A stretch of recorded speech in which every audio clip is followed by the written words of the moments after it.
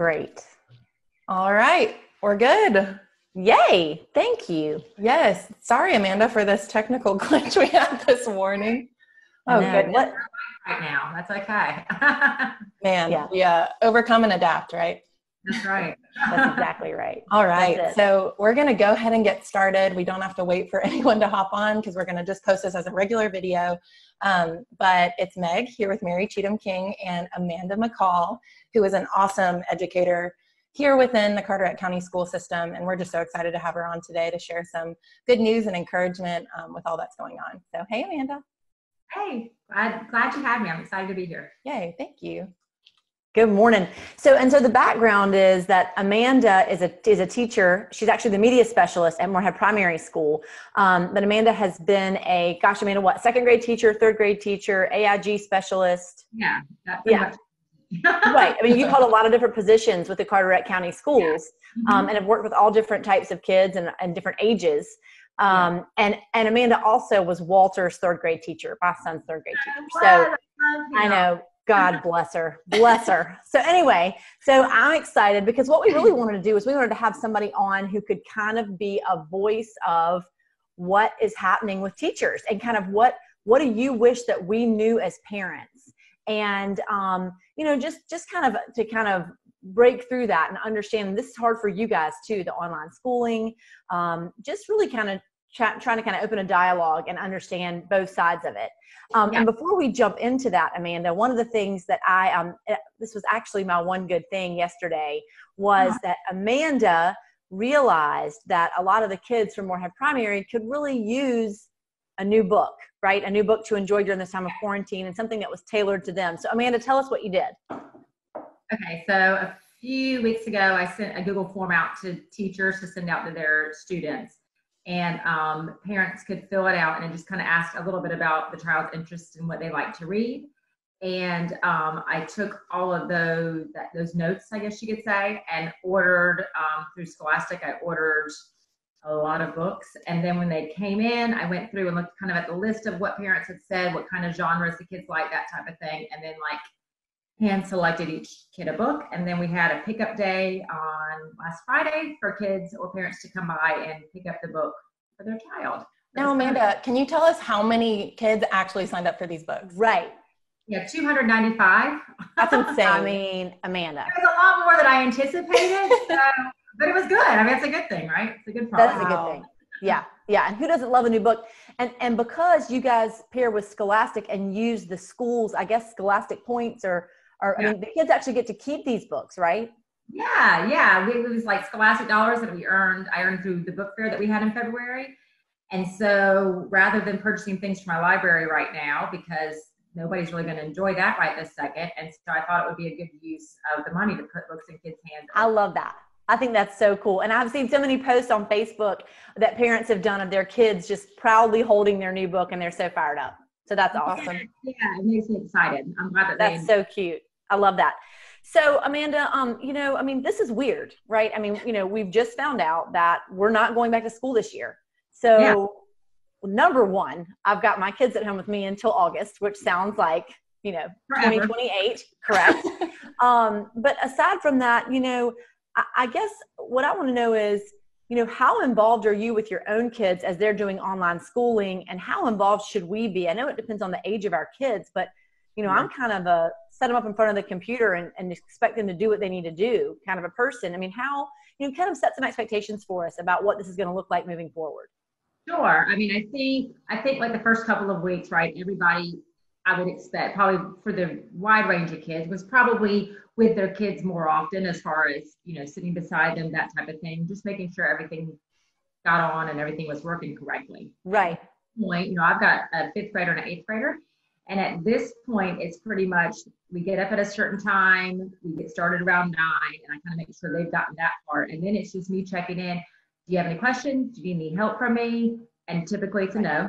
And then I'm trusting that the teachers, if there's a problem or something that needs to be done or changed, that they're going to reach out to me. So it's kind of following a lot of independence on them.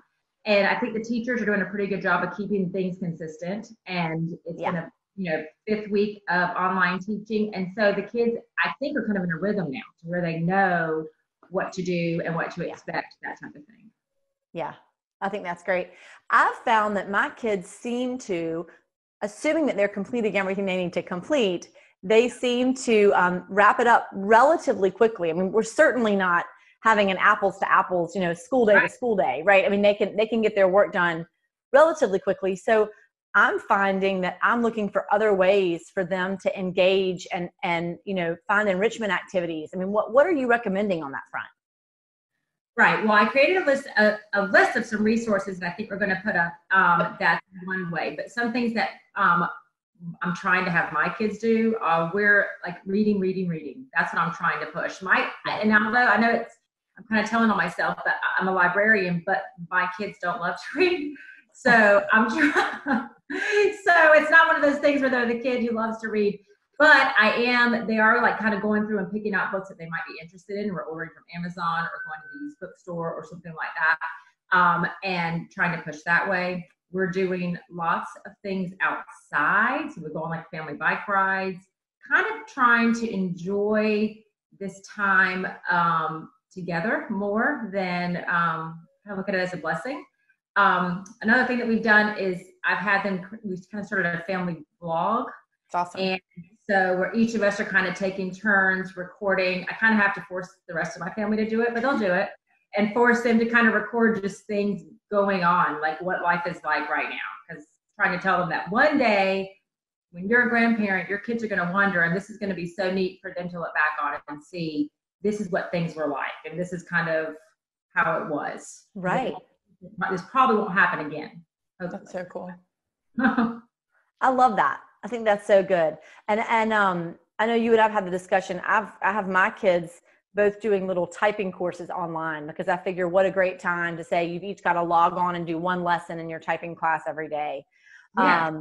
So hopefully that will help so that they're not hunting and pecking someday like their daddy does.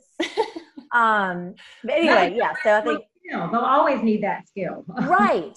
So I'm just trying to think about things like that, but still recognize, that they're not going to have full days. I mean, they're not going to have full days of learning like what we're used to.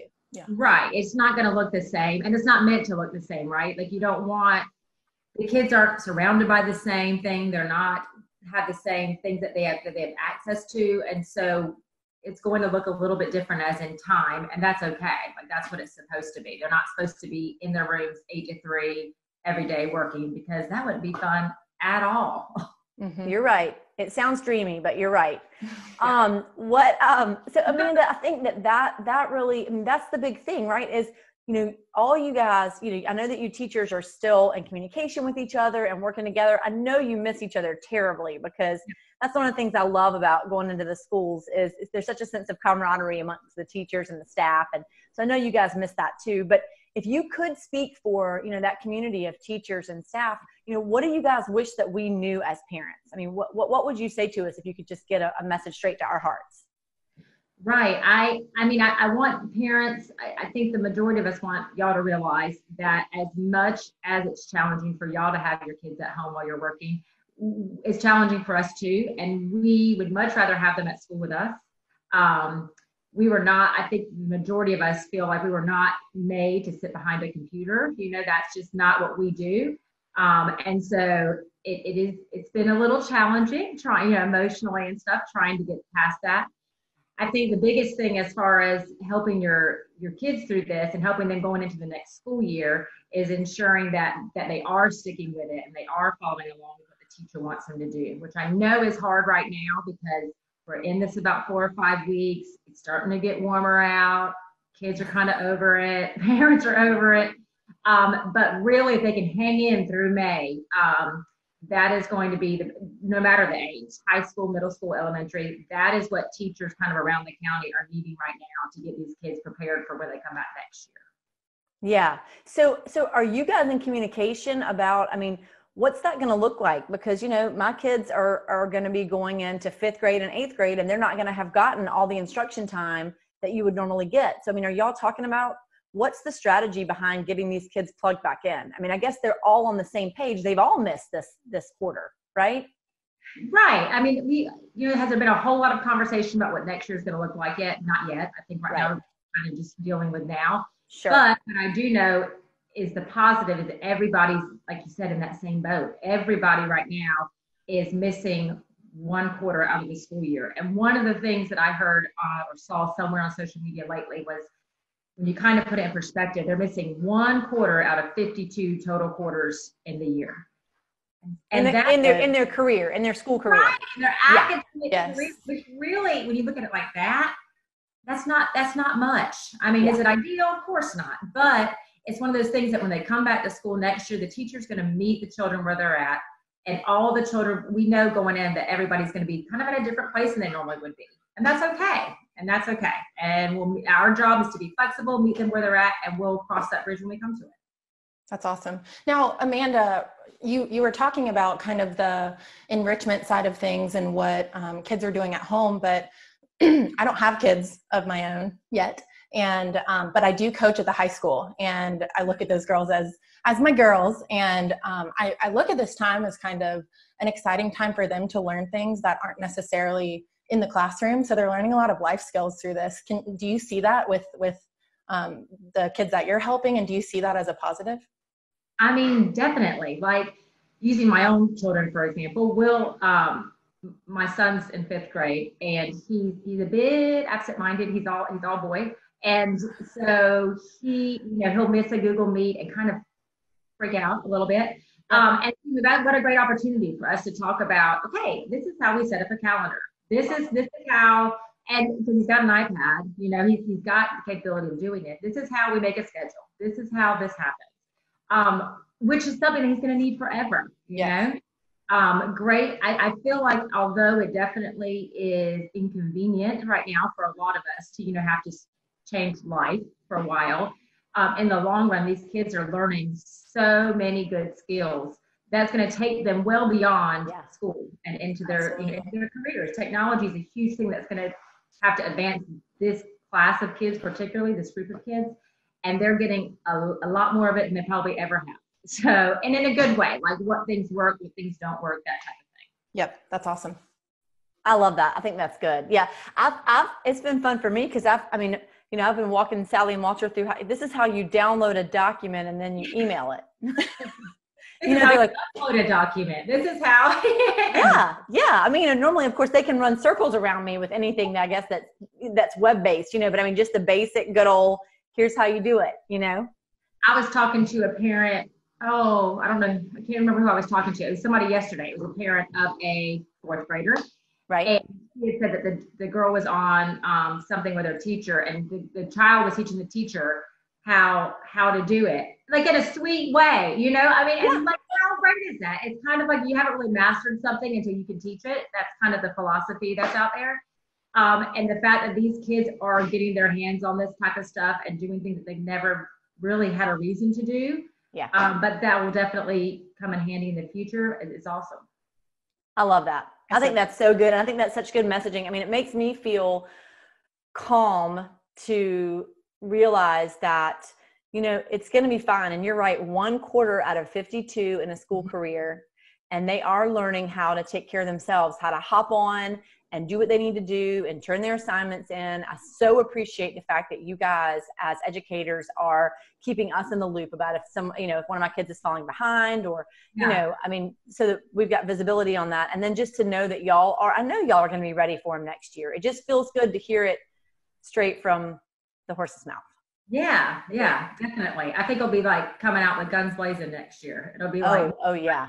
Yeah. You guys are going to be ready. Y'all are going to be, it's going to be great. Dancing at the front of those classrooms. That's right. That's exactly right. I love that. Well, Meg, do you want to ask Amanda our wrap-up question? Because I love it. Of course I do. I do too. This is a good one, Amanda. And we ask this to all of our guests here on Coffee with MC. And it comes from a podcast that both Mary Cheatham and I listen to. It's called For the Love by Jen Hatmaker. And she asks all of her guests the same question. So we want to ask you, Amanda, what is saving your life right now? Coffee in the morning at Dunkin' Donuts. It gets me out of the house every day. If their drive-thru wasn't open, I'd be so sad, but it is. And then Netflix and wine. I don't know if I'm allowed to say wine. You're definitely allowed to say it here. And just enjoy my wine, and it's fabulous. I love it. That's awesome. That's such a good bookend to the day. A little coffee in the morning and a little wine in the evening. I know. It's like my liquids on either end of the day. That's right. Simple pleasures. I know. I love that. Hydrated. That's a good one. That's such a good one. I know. Well, Amanda, thank you so much for hopping on here with us. I mean, I know you're extremely busy, but this was so cool to hear it from you, an educator and a parent. And I hope it gives a lot of folks some comfort, whether it's a kid watching or their parents or fellow teachers. Just thank you for being here and sharing some encouragement with us. Thank you for having me. I appreciate it. Thanks, Amanda. Bye, y'all. Have a great day. You too. All right, MC. How are you? Good. I'm good. You know, I've had a little bit of a crazy morning, and now I'm feeling, I'm feeling good. I'm feeling good. Yes. Good. Things are going to settle down. I know. I think so too. So from your crazy day, do you have anything that's saving your life today? You know what? I was thinking about this morning. And I think, Meg, you know this book, I think that mine is going to be I keep going back to, and have for a couple of years, The Universe Has Your Back by Gabrielle Bernstein. That book, I mean, I've got it, it's dog-eared, and I've got passages highlighted and pages with notes on them. And it's just something that I love to pick up and read just a little bit of whenever I'm feeling frantic, or just like, a little pick-me-up and a little clarity. Yep. So I would say that right now it's the book, The Universe Has Your Back. That's really good. And we read that with our MC Carey book club. So we all read that too, and really enjoyed it. So that's a good one. Thing. It's a good one. Okay, so what's yours? So mine is also a book, but it's a cookbook. So one thing that I've been really looking forward to during this whole quarantine thing is ending my day with making dinner, which sounds, I don't know who I am. It sounds just like you. For clarity, it sounds just like you. So I look forward to that every day. So kind of at the beginning of my week, I have this cookbook. It's, I've told you about it, Mary Cheatham. It's called The Defined Dish. You actually have it. I have it. I love it. I bought it on your recommendation and I love it. Yeah. So good. And so I've been coming through that, making something from that cookbook every night during the week. And that's really been something I look forward to every day. So if anyone needs some simple, healthy recipes and some inspiration in the kitchen, The Defined Dish by Alex Snodgrass is saving my life right now. I love that. That's so good. And I follow her on Instagram too. Yes. And she's always posting recipes and cooking and yeah, that's a keeper. That was a really good find. Yeah, she's great. She's great. So Mary Cheatham, quickly before we sign off, do you want to let folks in on what's happening both tomorrow and on Friday?